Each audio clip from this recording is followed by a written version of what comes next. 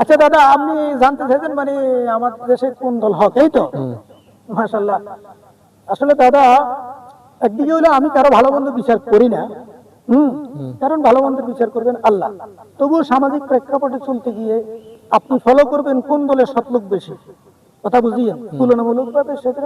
আর আমার মতে আমার রাসূল সাল্লাল্লাহু আলাইহি ওয়াসাল্লাম যেহেতু বলে গেছেন তোমরা আহলে বায়তের দামানকে কি করো, আঁকড়ে ধরো। কারণ তো বলছে আহলে বায়তের দামানকে। আহলে বায়ত এবং আল্লাহর ওলিগণ যেই দলে আছেন সেটাই একমাত্র হক দল। কোন দল? যেখানে আহলে বায়ত আছে, ওলি আল্লাহগণ আছে যে দলের সাথে, আমরা সেই দলের সাথে, ওইটাই একমাত্র সত্যিকারের দল। কোন দল? যেই পথে ওলি আল্লাহগণ আছে, আহলে বায়ত আছে, সেটাই হক দল। আমরা সেটাকেই বলবো।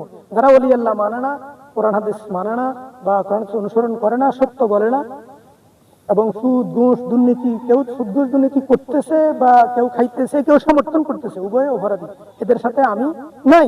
তো ওদের বিচার আল্লাহ করবেন, অথবা আমরা শেষ করবো, আল্লাহ যেন ওদেরকে হেদায়েত দান করে। তো আপনি যদি জানতে চাইছেন সেটা এটা বলবো, আহলে বায়তের পথে চলবেন, ওলি আল্লাহর পথে চলবেন, ওটাই একমাত্র হক দল, ওটাই সত্য পথ। এর বাইরে আর কোনো সত্য পথ নাই। কথা বুঝতে পেরেছেন? ওলি আল্লাহর দল, আহলে বায়তের দল একমাত্র হক দল। কথা ক্লিয়ার? বুঝছেন আপনি? যাক, আল্লাহ পাক আমাদেরকে বুঝার